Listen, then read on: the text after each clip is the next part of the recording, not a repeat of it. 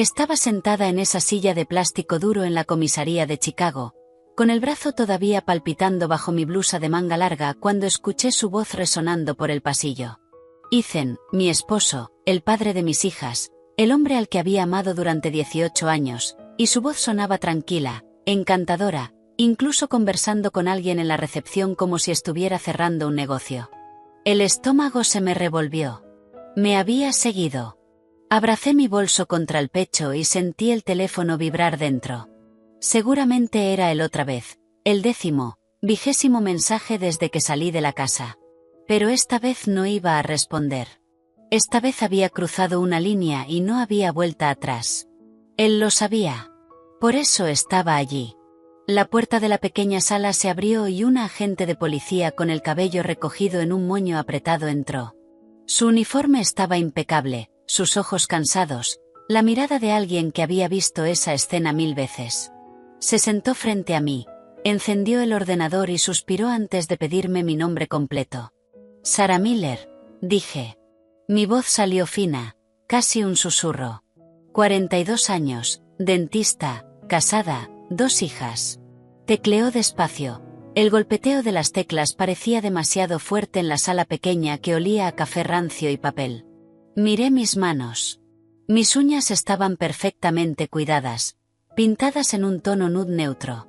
Las uñas de una mujer que tiene tiempo, dinero y una vida organizada. Uñas que no encajaban con el moretón morado oscuro que se extendía bajo la manga de mi blusa. ¿Qué viene a denunciar hoy, Sarah? Abrí la boca, la cerré, la volví a abrir. Las palabras estaban atascadas en mi garganta, espesas y secas. Decirlo en voz alta a un desconocido en una comisaría significaba admitirlo, hacerlo real. Significaba que ya no era la Sarah con la bonita consulta en Lincoln Park. La Sarah que publicaba fotos de cenas familiares en Instagram, la Sarah con casi 2 años de matrimonio y un apartamento con vistas al parque. Mi esposo me agredió, dije. Y esta vez fue delante de mis hijas. Silencio. Ella dejó de teclear y me miró, no con lástima, sino con algo peor, reconocimiento, como si yo fuera una más. Y tal vez lo era. ¿Puede enseñármelo? Preguntó. Me subí la manga. El moretón estaba peor que esa mañana. Parecía una pintura abstracta. Tonos de morado profundo, azul oscuro con amarillo verdoso en los bordes. La marca de sus dedos era tan clara que se podían contar. 4 dedos, el pulgar al otro lado. Me había agarrado con tanta fuerza mientras gritaba a centímetros de mi cara que yo era una desagradecida, una histérica, que él trabajaba como un perro para mantener nuestro hogar y yo no lo reconocía, no lo valoraba, no lo merecía. Dijo que no merecía nada de lo que tenía, que sin él yo no era nada. Lo dijo mirándome directamente a los ojos. Luego apretó mi brazo hasta que grité. Y cuando grité, Emily y Sophie aparecieron en la puerta del dormitorio. Mis niñas lo vieron todo. Se me quebró la voz.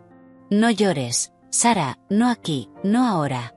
Había ensayado esto durante todo el trayecto en coche. Me prometí que sería fuerte, objetiva, firme. Pero cuando lo dices en voz alta, cuando sueltas lo que has estado guardando durante meses, durante años, todo se derrumba. Y yo me derrumbé allí mismo, en esa silla de plástico, mientras la gente sacaba un pañuelo de la caja sobre su escritorio y me lo entregaba sin decir palabra. Voy a llamar al detective, dijo levantándose. Necesita escuchar esto. No, dije rápido, agarrándole el brazo. Está ahí fuera, mi esposo. Me siguió. Vi su coche aparcado delante. Frunció el ceño. ¿Tiene una orden de alejamiento? Aún no. Yo solo vine a presentar una denuncia. Necesito pruebas para pedir el divorcio. Necesito que quede constancia de que me golpeó, de que es agresivo, porque intentará usar la custodia de las niñas en mi contra. Siempre lo hace. Siempre consigue que yo parezca la loca. Ella asintió y pude ver que conocía ese guión de memoria. ¿Cuántas mujeres se habrían sentado en esa misma silla? ¿Cuántas habrían contado la misma historia con palabras distintas? Espere aquí, dijo, y salió. Me quedé sola en la sala. El viejo aire acondicionado zumbaba como el motor de un frigorífico averiado. Escuchaba voces apagadas afuera, pasos, un teléfono sonando. Y entonces volví a oír la voz de Ethan, más fuerte esta vez, impaciente. Preguntaba si podía hablar conmigo, decía que todo era un malentendido, que éramos un matrimonio, que era un asunto familiar. Cerré los ojos, respiré hondo, el olor a café viejo mezclado con limpiador a pino. Sentí el sabor metálico del miedo en la boca. Pero debajo del miedo había algo más. Rabia. Una rabia silenciosa y fría que llevaba meses alimentando. Desde el día que me gritó delante de Emily, desde la vez que empujó a Sophie cuando intentó defenderme, desde la noche en que encontré el mensaje de texto en su teléfono y él le dio la vuelta acusándome de paranoica, de invadir su privacidad. Había esperado demasiado, soportado demasiado, creído durante demasiado tiempo que cambiaría, que solo era una mala racha, que el Ethan que conocí al principio volvería. Pero ese Ethan nunca existió.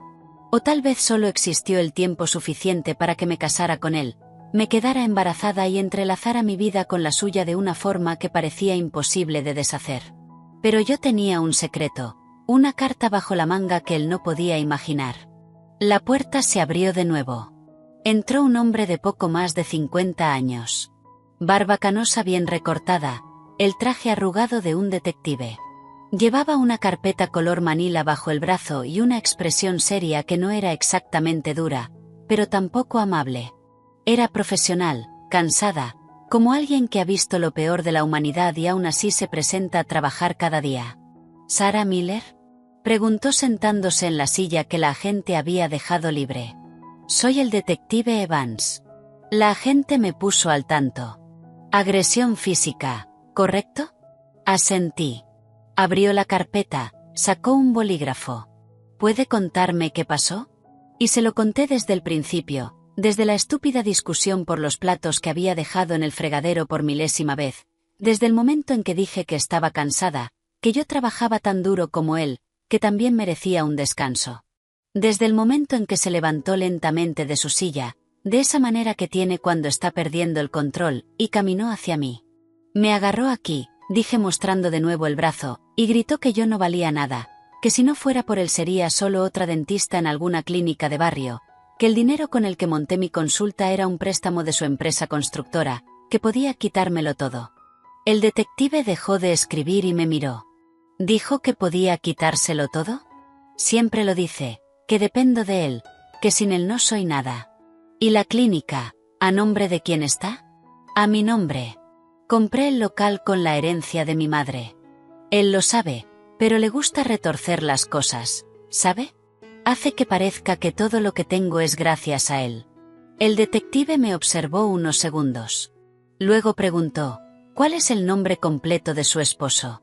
Ethan Hayes, 45 años, ingeniero civil, socio en esa gran constructora de aquí en Chicago, Hayes Construcción. Su corazón dio un vuelco. Sí, ¿cómo lo sabe? No respondió. En cambio, se levantó, fue a un archivador metálico en la esquina de la sala, abrió un cajón y empezó a buscar algo. El sonido de las carpetas al moverse era ensordecedor. Se me secó la boca. Sarah, dijo, aún de espaldas mientras sacaba una carpeta gruesa. Conozco a ese hombre. Se giró, volvió a la mesa y colocó la carpeta frente a mí. Su nombre estaba escrito en la pestaña, pero no era lo único. Había otros nombres.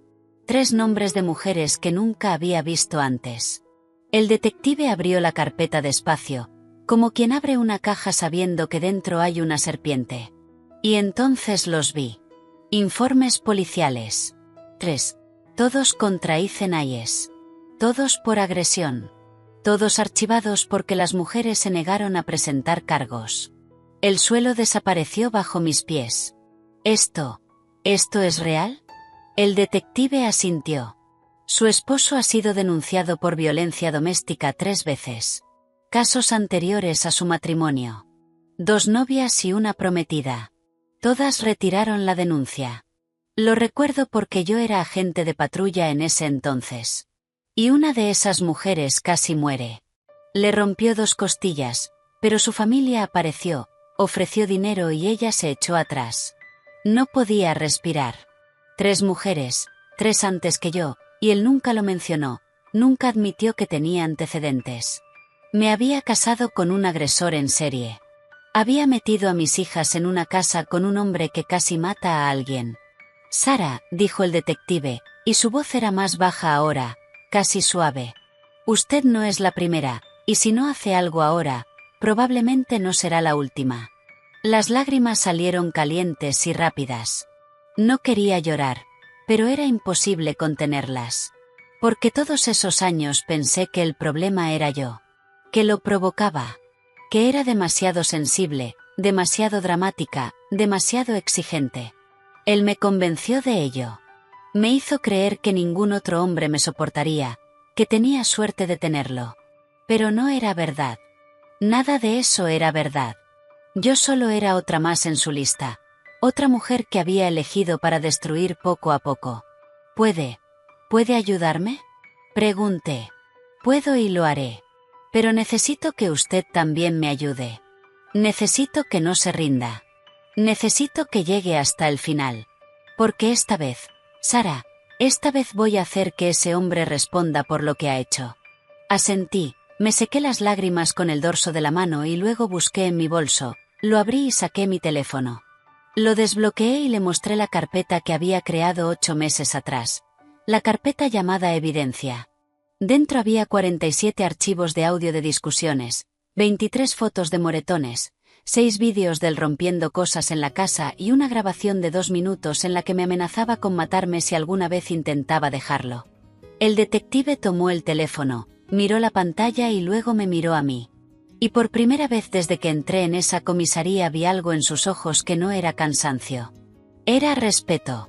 «Es usted inteligente», dijo. «No», respondí, «solo estoy cansada de ser estúpida». Y allí, en esa fría sala de la comisaría, mientras afuera mi esposo esperaba para convencerme de rendirme una vez más, me quité la alianza de oro del dedo, la que llevaba grabado para siempre en el interior, y la coloqué sobre la mesa metálica rayada, justo en el centro de la carpeta. Con los informes de las otras mujeres que había destruido antes que yo, el para siempre había terminado, y mi verdadera lucha apenas comenzaba. Para entender cómo terminé en esa comisaría con 8 meses de pruebas guardadas en mi teléfono, necesito llevarte atrás, 18 años, a cuando conocí a Ethan Hayes en una fiesta de graduación del Colegio de Odontología de la UIC. Tenía 24 años, recién graduada, con un vestido azul. Mi mamá me había regalado unos tacones que me apretaban pero eran hermosos, el cabello suelto sobre la espalda. Me sentía bonita, poderosa, lista para conquistar el mundo. Había pasado 5 años estudiando como una loca, haciendo rotaciones en clínicas públicas, despertándome a las 5 de la mañana para tomar el tren. Mi madre vendió su apartamento para ayudarme a pagar la universidad después de que mi padre muriera. Le debía todo.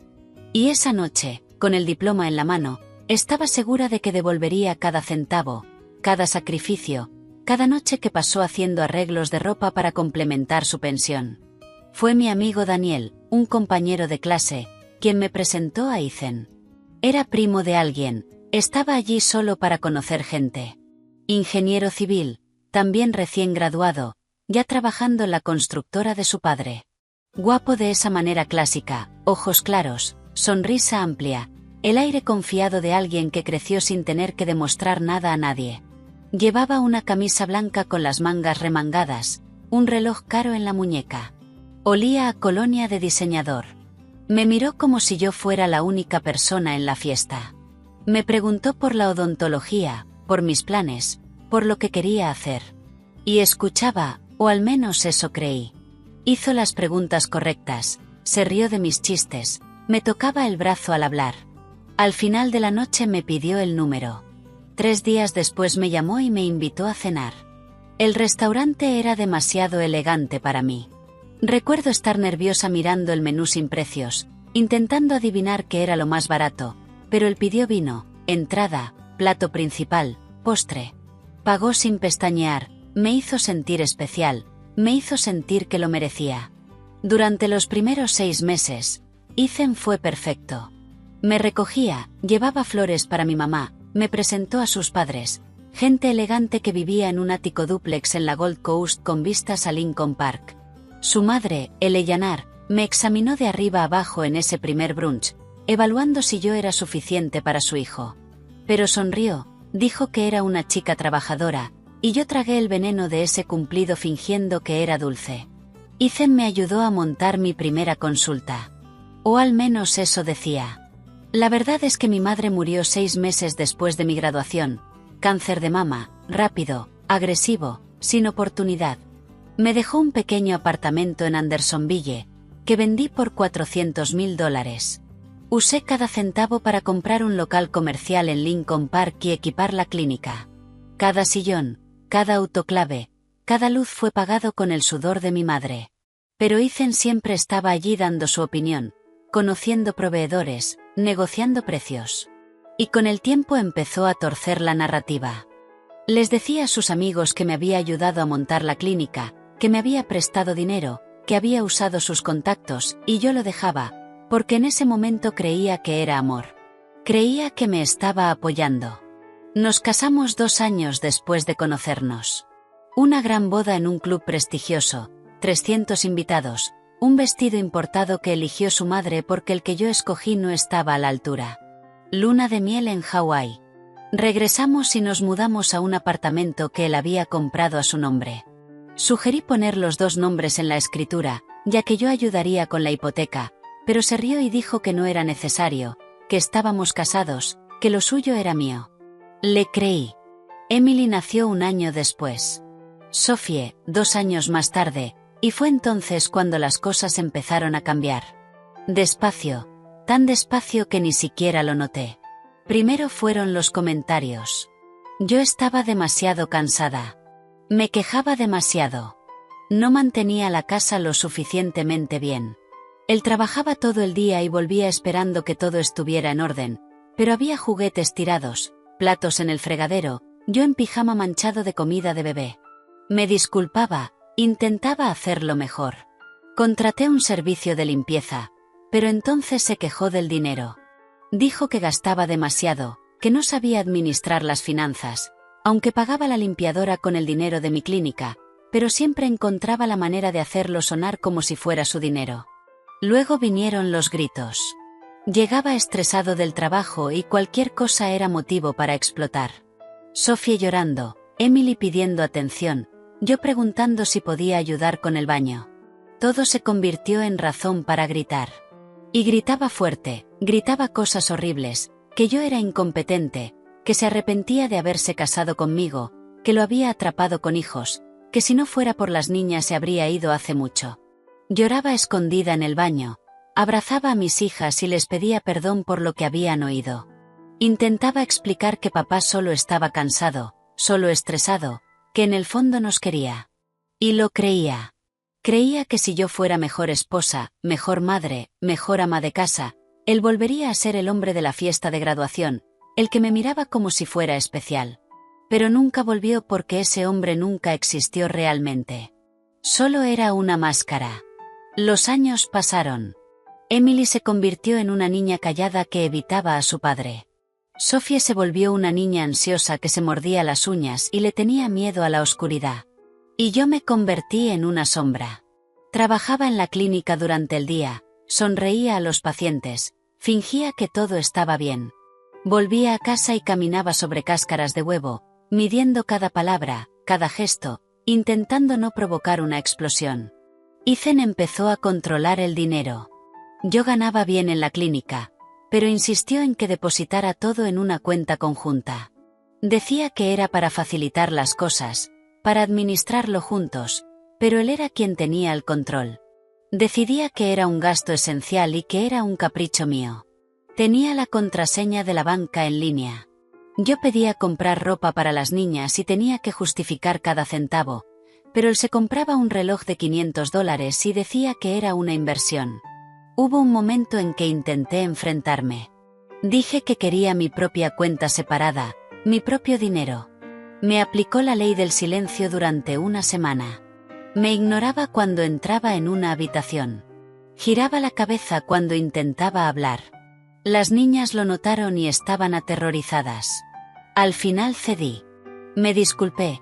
Dije que estaba siendo tonta y volvimos a su rutina. Luego empezaron los empujones. Nada que dejara marca, solo cuando discutíamos y yo me acercaba demasiado. Me empujaba con fuerza o me agarraba la muñeca con dureza cuando intentaba salir de la habitación durante una pelea. La primera vez que realmente me empujó fue hace 3 años. Caí hacia atrás sobre el sofá, me golpeé la cabeza con el reposabrazos, vi estrellas. Dio un portazo al salir. Regresó 2 horas después con flores y una disculpa. Dijo que había perdido el control, que estaba bajo presión en el trabajo, que no volvería a pasar. Volvió a pasar, una y otra vez. Y yo empecé a aceptarlo, a normalizarlo, a creer que tal vez si lo provocaba, que tal vez era demasiado dramática. Lo decía tan a menudo que empecé a dudar de mí misma. ¿Estaba exagerando? ¿Eran todos los matrimonios así? ¿Era demasiado débil para manejar a un hombre de verdad? Pero un día todo cambió. Fue hace 8 meses. Emily estaba en su habitación haciendo deberes. Sophie veía la televisión en la sala. Yo estaba en la cocina preparando la cena cuando Ethan llegó. Había estado bebiendo, no mucho, pero lo suficiente para estar más suelto, más cruel. Empezó a quejarse de la comida antes incluso de que la sirviera.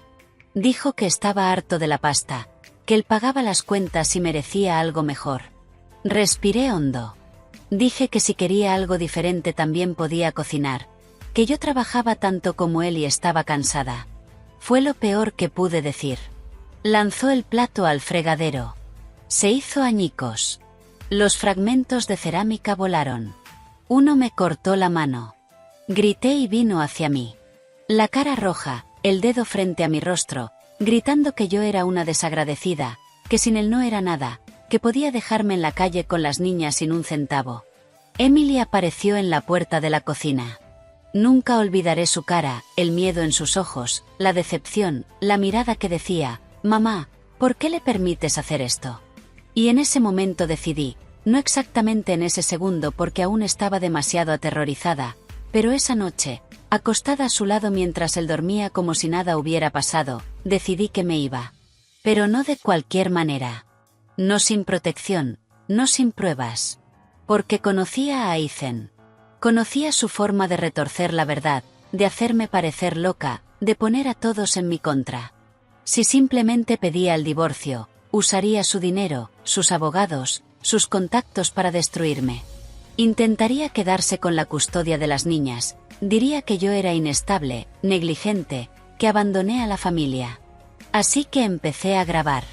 Cada vez que empezaba a gritar encendía la grabadora de voz del teléfono y lo dejaba en el bolsillo del delantal, en el bolso sobre la mesa. Grabé 47 discusiones. 47 veces me llamó incompetente, estúpida, inútil. 47 veces dijo que me dejaría en la calle, que me quitaría a mis hijas, que me destruiría. Empecé a fotografiar cada marca, cada moretón, cada rasguño. Cada vez que me agarraba el brazo con demasiada fuerza, me apretaba la muñeca, me empujaba la cabeza.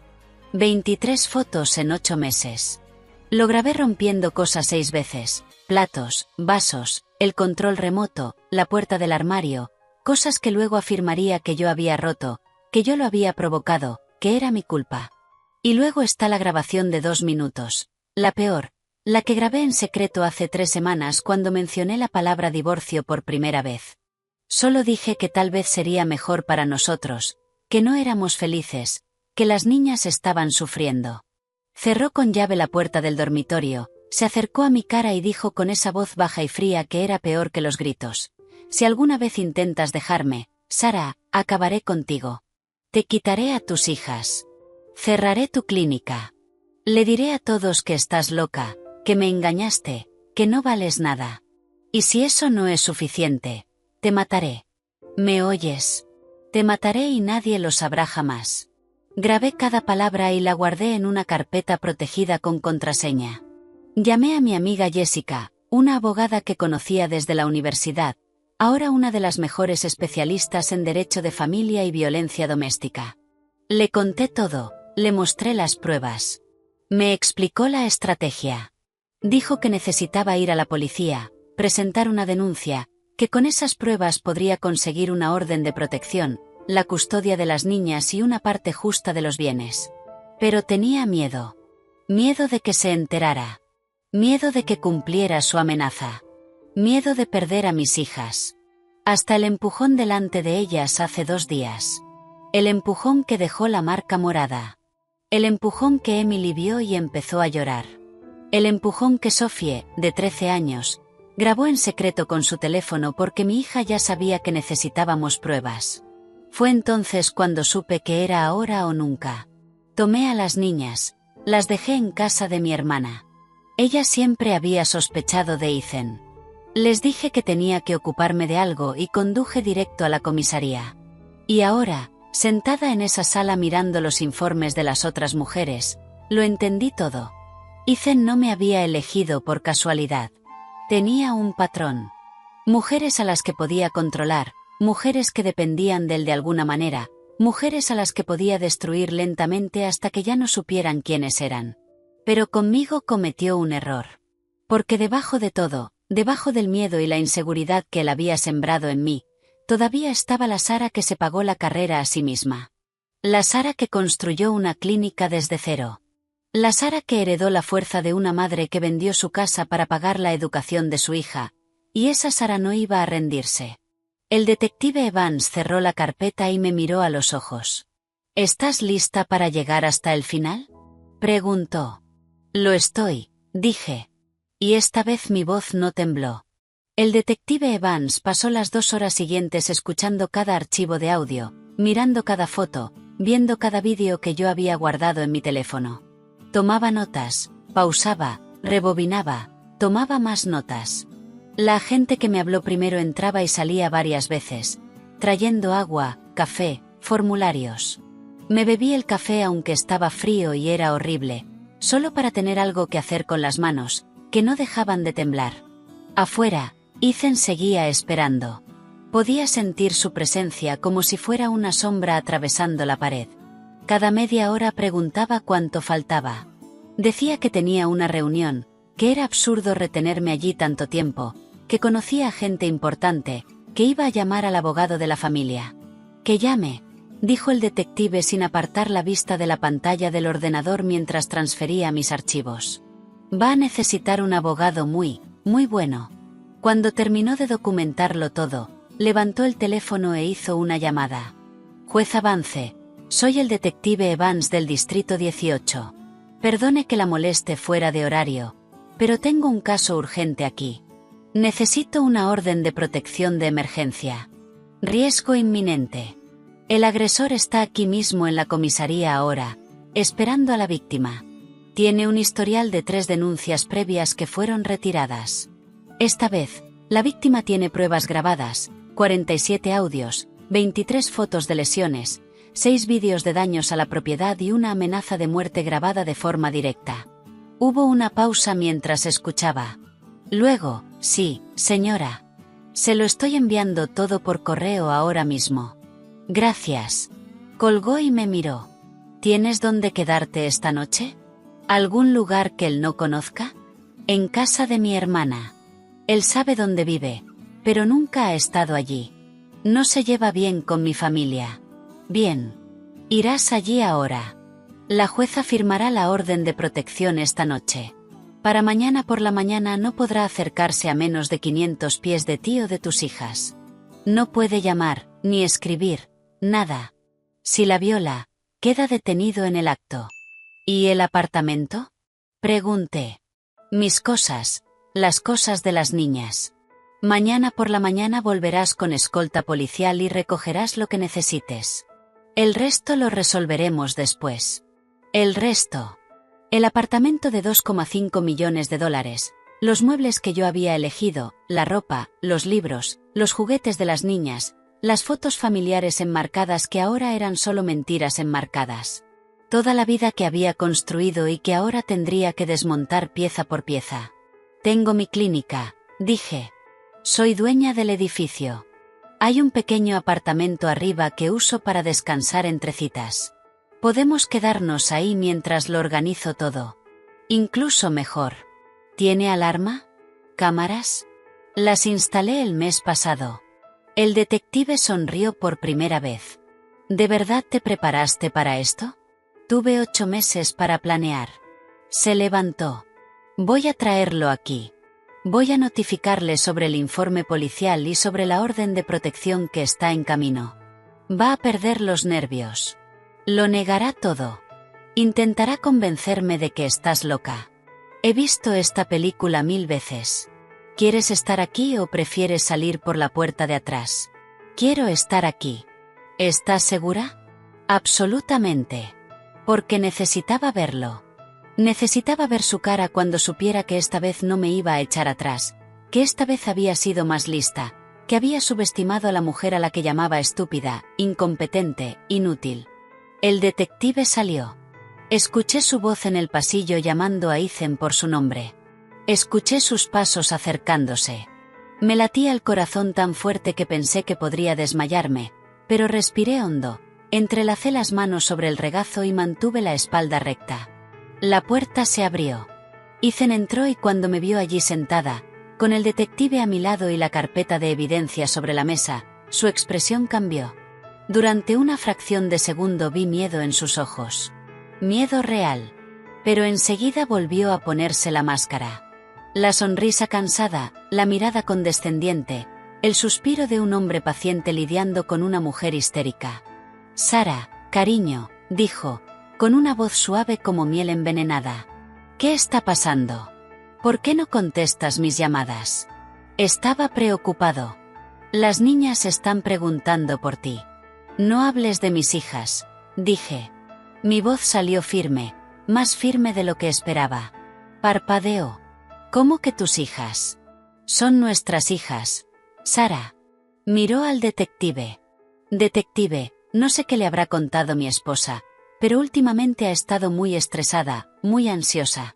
Incluso le sugerí que viera a un terapeuta, pero se negó. Tiene estos episodios. A veces se inventa cosas, retuerce situaciones. ¿Qué me invento cosas? Dije, y sentí subir la rabia caliente por la garganta. ¿Me inventé los 47 audios de ti gritándome insultos? ¿Me inventé las 23 fotos de los moretones que me dejaste en el cuerpo? ¿Me inventé los vídeos de ti destrozando platos y el control remoto? ¿Me inventé tu voz amenazando con matarme si pedía el divorcio? Su cara se quedó blanca. ¿Tú me grabaste? Grabé todo durante 8 meses. Cada grito, cada amenaza, cada acto de violencia, y ahora el detective tiene una copia de todo. Ethan miró al detective. Ella no puede hacer eso. Es una invasión de privacidad. Es ilegal. El detective cruzó los brazos. En realidad, señor Hayes, sí puede. En Illinois es legal grabar una conversación de la que usted forma parte. Y créame, lo he escuchado todo, cada segundo, incluida la parte en la que usted dice que la va a matar. Eso se llama amenaza de muerte. Y combinado con la agresión física, las 23 pruebas fotográficas, los vídeos de daños a la propiedad y el historial de 3 denuncias anteriores que tiene en este departamento, yo diría que está en una situación muy complicada. Ethan dio un paso atrás. ¿Qué historial? ¿Qué 3 denuncias? El detective abrió la carpeta antigua. ¿Reconoce estos nombres? Jessica Smith, denuncia en 2006, retirada. Megan Jones, denuncia en 2008, retirada. Ashley Williams, denuncia en 2010. 2 costillas rotas. Casi muere. Denuncia retirada después de que su familia ofreciera un acuerdo económico. Sigo. Eso fue hace años, balbuceó Ethan. Yo era joven. He cambiado. Yo. No has cambiado, lo cortó el detective. Solo te volviste más cuidadoso. Pero esta vez, señor Hayes, su víctima también fue más cuidadosa. Ethan me miró y vi algo que nunca le había visto.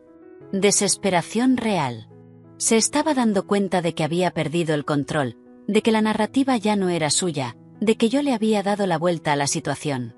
Sara, dijo con la voz temblorosa. Sara, cariño, podemos hablar de esto en casa con calma. Sé que he sido difícil. Sé que a veces pierdo los nervios, pero te amo. Amo a nuestras niñas. Podemos arreglarlo. No necesitamos involucrar a la policía. Piensa en las niñas. Piensa en el escándalo.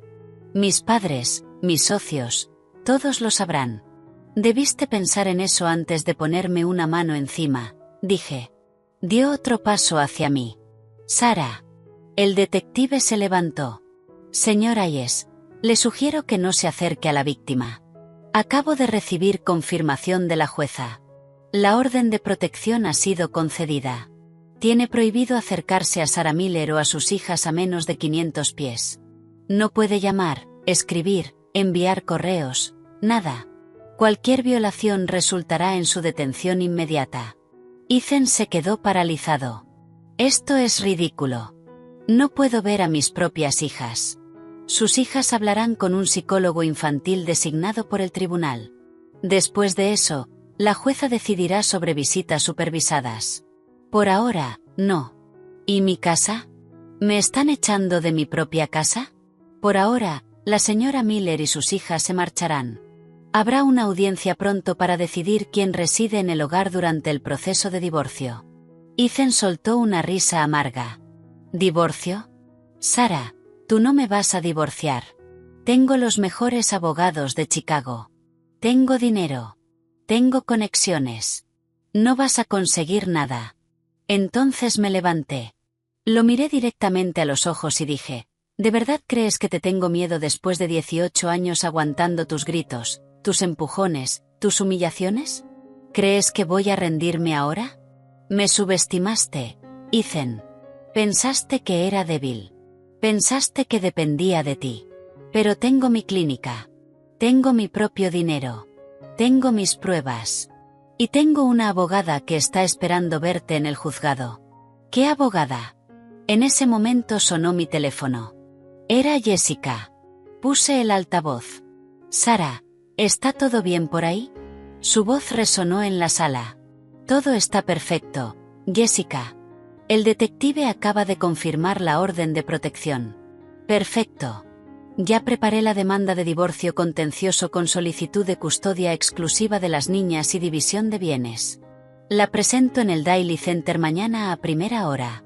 Y Sara, esa información que me diste sobre el desfalco en la empresa constructora, ya se la pasé a la Fiscalía del Estado. Van a querer hablar con Ethan muy pronto. La cara de Ethan se puso roja. ¿Qué desfalco? ¿Qué información? Yo sonreí. Esos $120,000 que moviste de la cuenta conjunta durante los últimos 6 meses, Ethan. ¿Creíste que no me daría cuenta? ¿Creíste que no vería los extractos? Lo transferiste a nombre de tu secretaria y pensaste que yo era demasiado estúpida para descubrirlo, pero lo hice. Y también descubrí que estás usando dinero de la empresa para pagar la hipoteca del apartamento de tu amante. Amanda, ¿verdad? La chica guapa de 28 años, que vive en un apartamento de $600,000 en el West Loop, que compraste a su nombre para que tu esposa no se enterara. Pues bien, Ethan, me enteré. Silencio absoluto.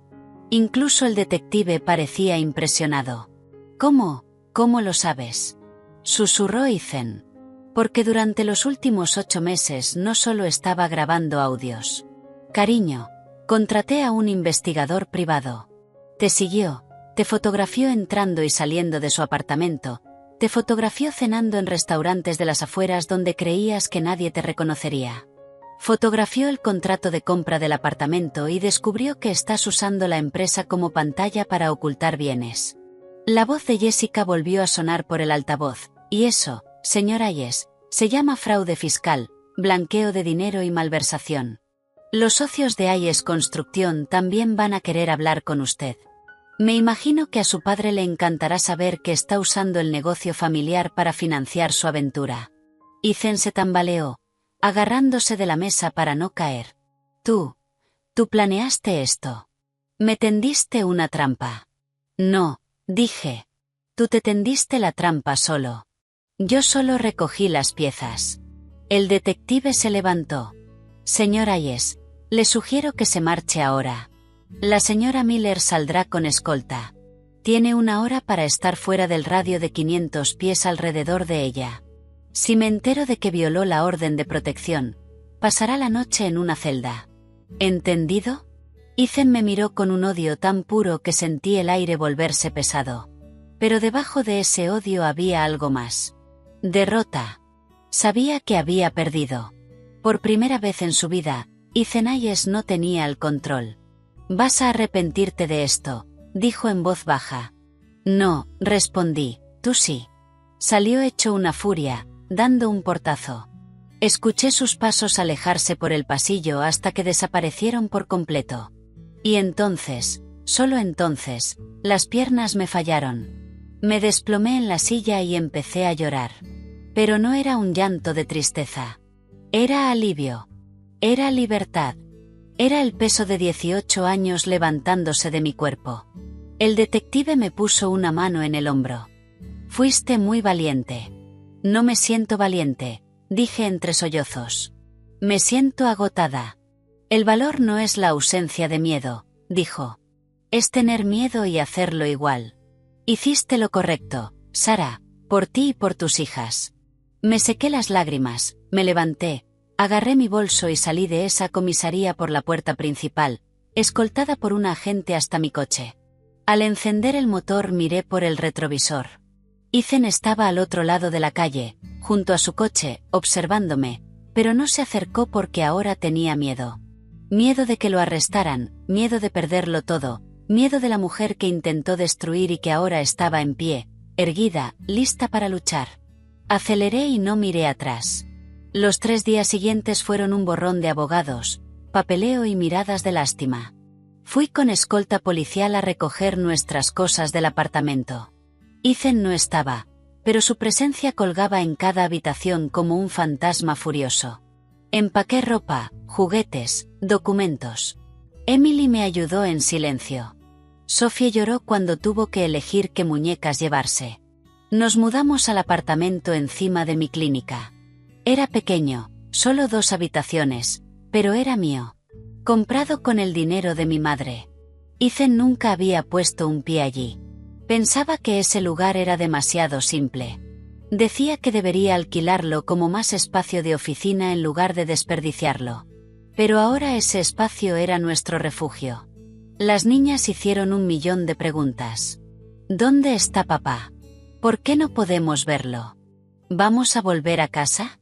Respondí con cuidado, con la verdad, de una manera que pudieran entender. Les dije que papá y yo nos íbamos a divorciar, que a veces los adultos ya no pueden vivir juntos, que no era su culpa.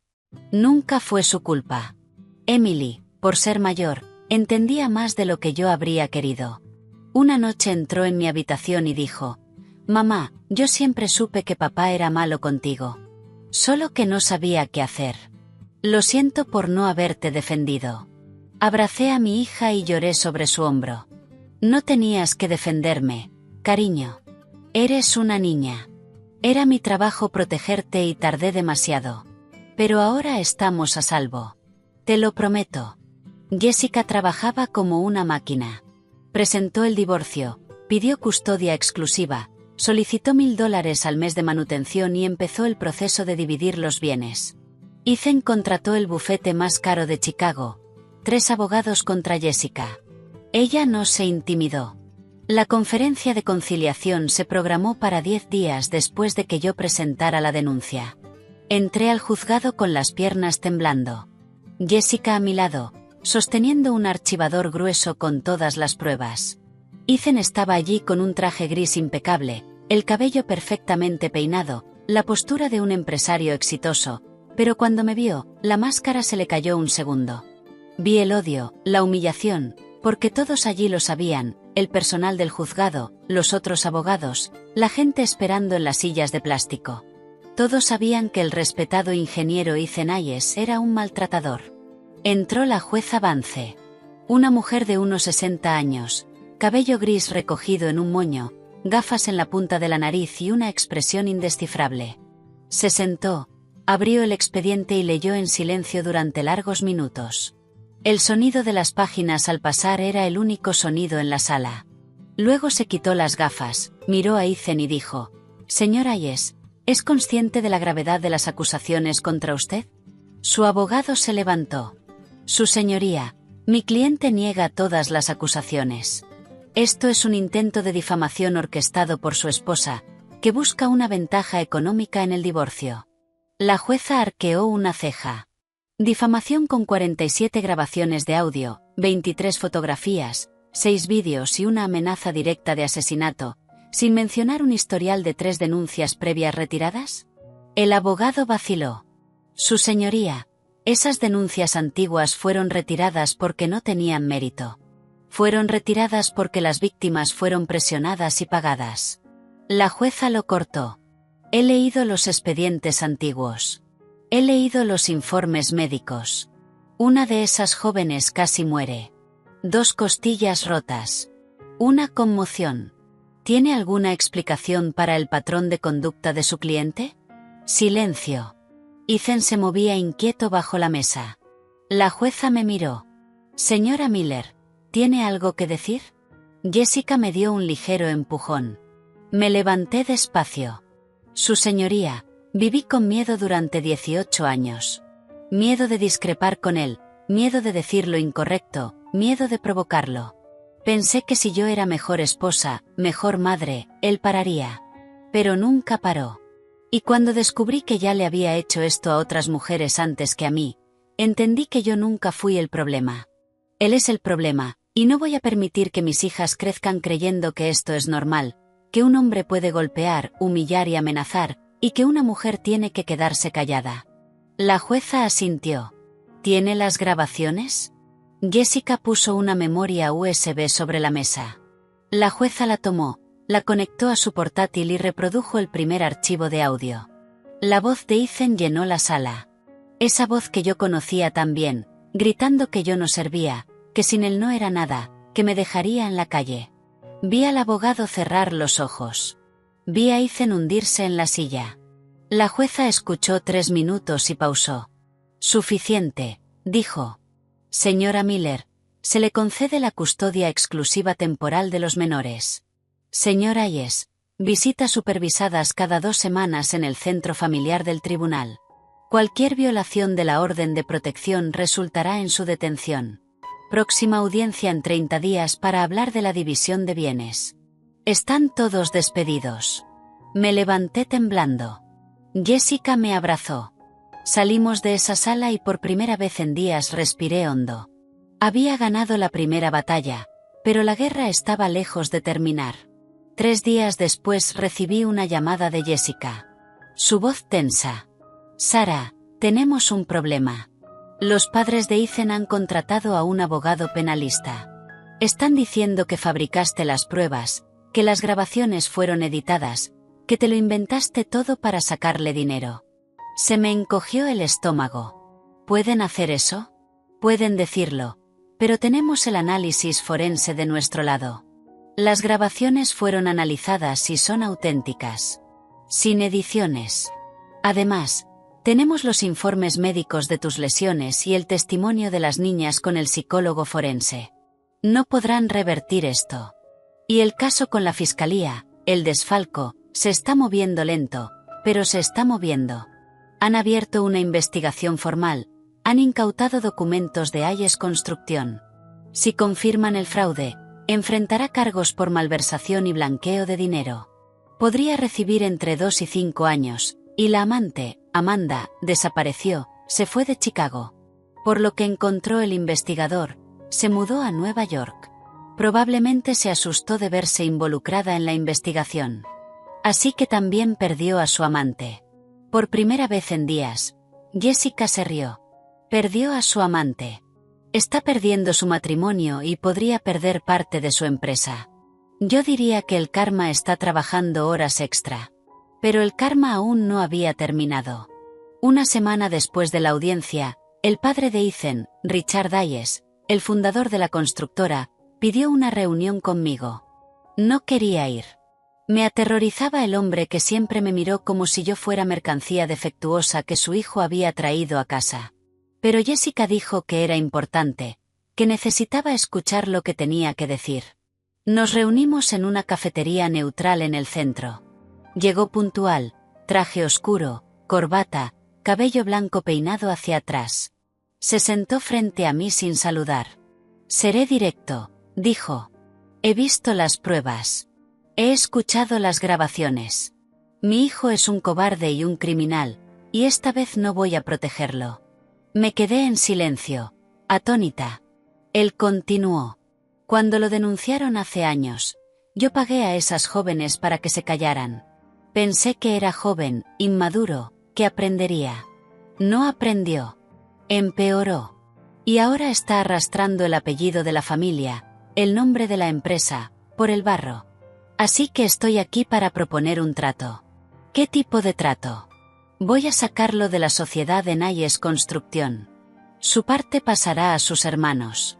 Tú te quedas con el apartamento de Lincoln Park, la propiedad total de tu clínica, y depositaré $1,5 millones en tu cuenta como compensación por los años de abuso.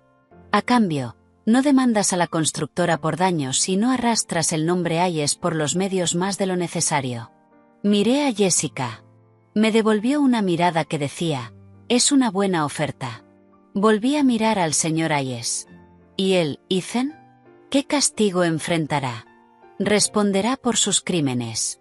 No voy a pagarle un abogado penalista caro. Se defenderá solo. Y cuando la investigación del Estado termine, si es condenado, cumplirá su condena sin mi interferencia. ¿Y mis hijas?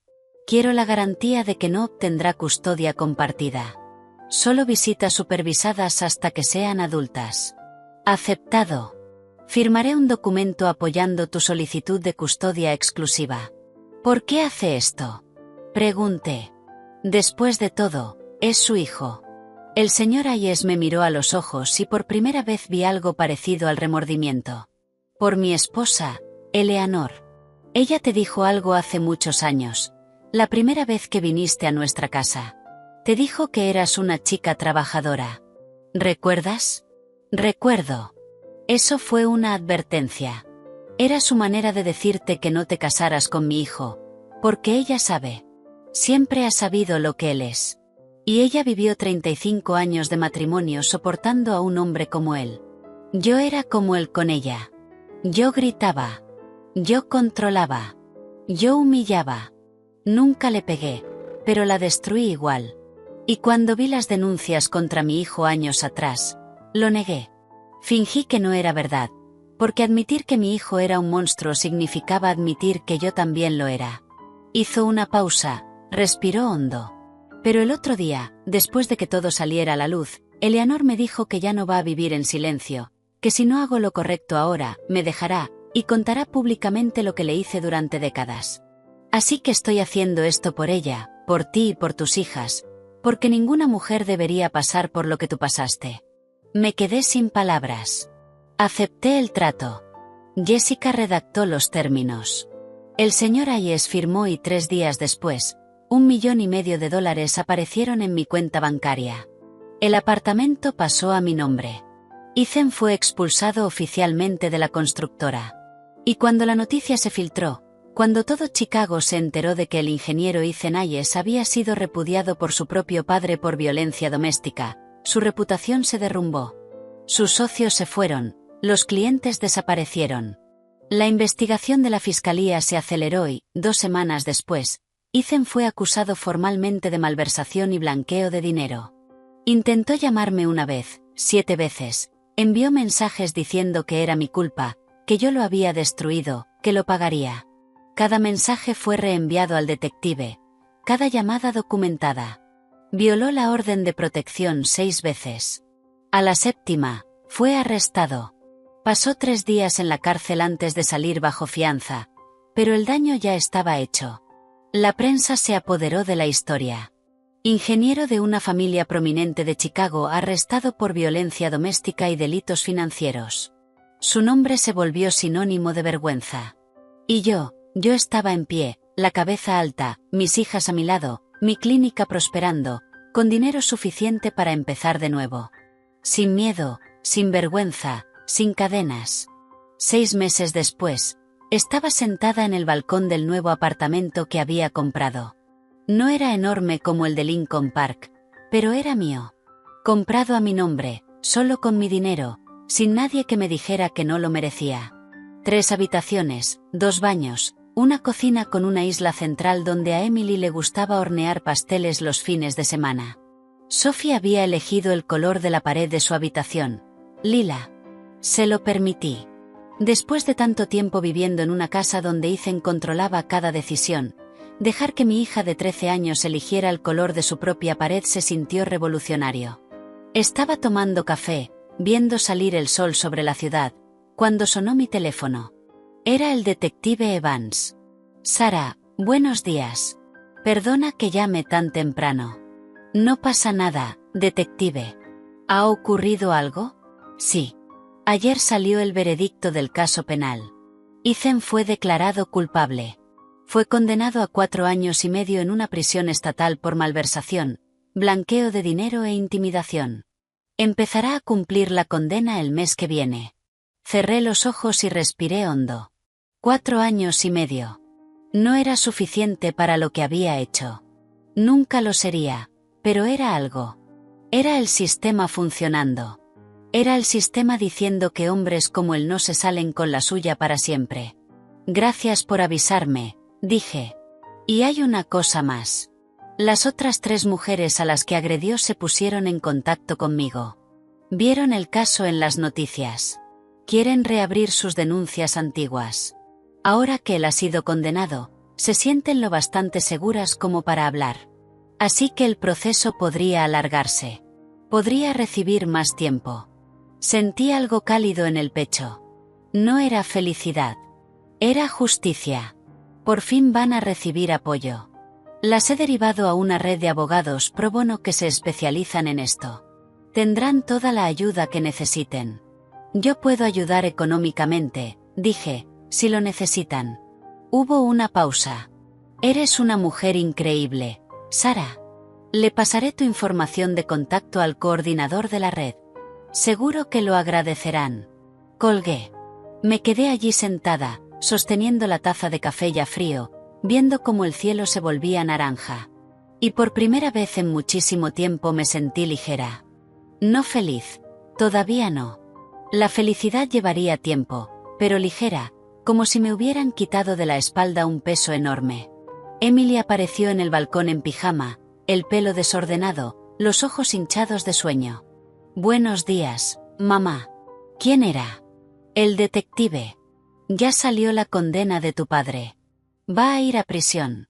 Ella se quedó callada un momento y luego se sentó a mi lado. ¿Debería sentirme mal por no sentirme mal? Le rodeé los hombros con el brazo. No, cariño.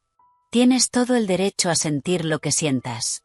Era tu padre, pero también era un hombre que te asustaba, que te hacía sentir miedo en tu propia casa. No hay una forma correcta de sentir esto. Solo desearía que fuera diferente, dijo en voz baja. Desearía tener un padre normal. Lo sé. Yo también lo deseo. Pero no podemos cambiar a las personas. Solo podemos elegir no estar cerca de quienes nos hacen daño. Sophie se despertó media hora después y también se lo conté. Ella lloró.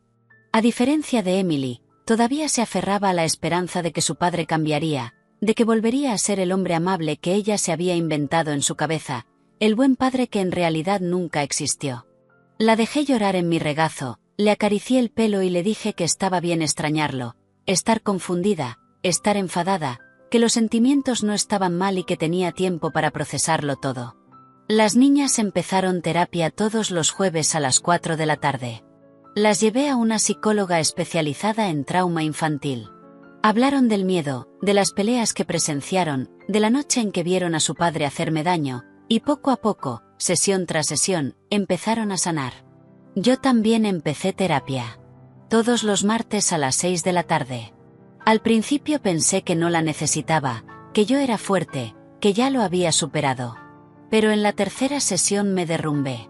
Lloré durante 1 hora entera hablando de cosas que ni siquiera sabía que todavía dolían. La terapeuta, una mujer de unos 50 años, con voz suave y mirada firme, me dijo algo que nunca olvidaré. Sara, sobrevivir no es lo mismo que sanar. Tú sobreviviste. Ahora necesitas sanar. Y así empecé a sanar. Aprendí que el abuso había dejado marcas que no se ven. Me daba miedo tomar decisiones sola. Me aterrorizaba discrepar con la gente. Me disculpaba por cosas que no eran mi culpa. Creía que tenía que ser perfecta todo el tiempo o la gente me abandonaría. Aprendí que todo eso era el resultado de años de control, humillación y empequeñecimiento. Pero también aprendí que podía desaprenderlo, que podía reconstruirme, que podía mirarme al espejo y reconocer a la mujer que me devolvía la mirada. La clínica prosperaba. Sin el peso de Ethan saboteándome, diciéndome que yo no era suficiente, pude expandirme. Contraté a 2 dentistas más, renové la sala de espera, invertí en equipo nuevo. La lista de pacientes creció, la agenda se llenó, y por primera vez vi los frutos de mi trabajo sin que nadie más se atribuyera el mérito. Usé parte del dinero del acuerdo para crear un fondo que ayudara a mujeres víctimas de violencia doméstica. Contacté con la red de abogados voluntarios que el detective había mencionado y ofrecí tratamiento dental gratuito a mujeres que estaban dejando relaciones abusivas, porque recordaba lo que se siente al mirarte al espejo y ver un diente astillado, una sonrisa rota, y sentir vergüenza. Recordaba lo difícil que es sonreír cuando por dentro te sientes rota.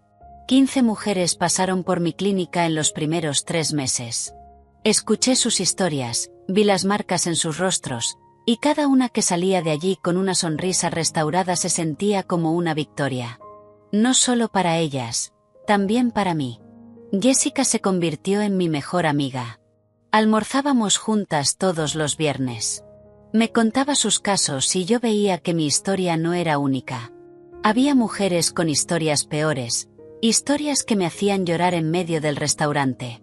Pero también había historias de victoria, mujeres que salieron, que reconstruyeron, que estaban de pie por sí mismas. Y entendí que formar parte de esa red, de esa cadena de mujeres ayudando a mujeres, era parte de mi sanación. 3 meses después de la condena estaba en la clínica cuando mi recepcionista me llamó. «Hay una mujer aquí que pide hablar contigo.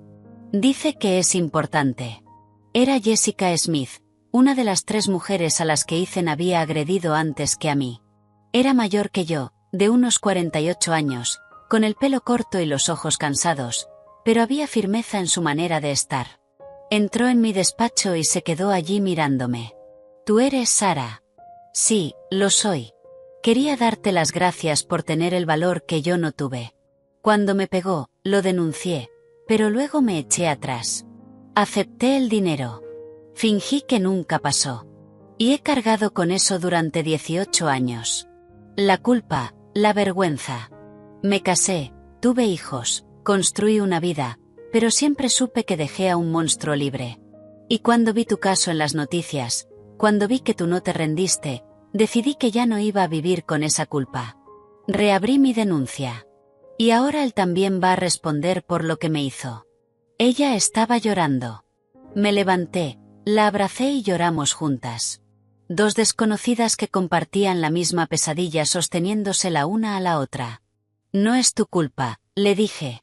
«Hiciste lo que pudiste en ese momento, y ahora haces lo que puedes ahora, y eso es más que suficiente». Las otras 2, Megan y Ashley, también reabrieron sus casos. Quedamos para tomar un café. Nos reunimos un sábado por la tarde. 4 mujeres sentadas alrededor de una mesa contando historias que habíamos mantenido ocultas durante años. Y fue extraño, doloroso, pero también liberador, porque ya no estábamos solas. El juicio por las denuncias antiguas tuvo lugar 4 meses después. Yo fui testigo. Jessica, Megan y Ashley también declararon. Ethan estaba allí con uniforme de preso, las manos esposadas, la mirada vacía. Había adelgazado, el pelo estaba más canoso, la postura encorvada. Parecía 10 años mayor. Cuando llegó mi turno de declarar, lo miré y no sentí rabia, ni miedo.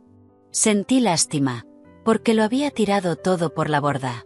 Su familia, su dinero, su respeto, su libertad. ¿Para qué? Para alimentar un ego enfermo, para ejercer poder sobre las mujeres. Y ahora estaba allí, roto, cosechando lo que había sembrado. Fue declarado culpable y condenado a 3 años más, para un total de 7 años y medio en prisión. Cuando salimos del juzgado, las 4 íbamos del brazo.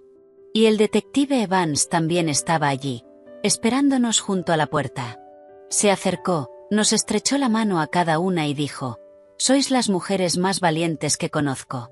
Y le creí. Hoy, un año después de entrar por primera vez en esa comisaría con el brazo amoratado y una alianza en el dedo, me despierto sin miedo. Me despierto y preparo café. Me despierto y llevo a mis hijas al colegio. Me despierto y voy a trabajar a una clínica que es mía, construida con mi propio sudor. Me despierto sabiendo que soy libre. Libre del hombre que intentó destruirme. Libre de la narrativa que él construyó. Libre para ser quien siempre fui bajo todo ese miedo. Una mujer fuerte, capaz, merecedora de respeto. No voy a mentir y decir que todo es perfecto. Hay días malos. Hay noches en las que me despierto de una pesadilla en la que él me está gritando. Hay momentos en los que me sorprendo disculpándome por cosas triviales, actuando como si necesitara la aprobación de alguien. Pero esos momentos son cada vez más raros. Y cuando llegan, respiro hondo, recuerdo lo lejos que he llegado y sigo avanzando. Las niñas están bien. Emily cumplió 17 y entró en Northwestern para estudiar psicología. Quiere ayudar a otras personas que han pasado por lo que ella pasó. Sophie cumplió 14 y está en una banda de rock en su escuela. Toca la batería. A mí me parece demasiado ruido, pero la dejo, porque el ruido de ella haciendo música es mucho mejor que el silencio asfixiante en el que vivíamos antes. Y yo estoy empezando de nuevo. Aprendí que empezar de nuevo no es borrar el pasado. Es construir un futuro nuevo encima de las ruinas.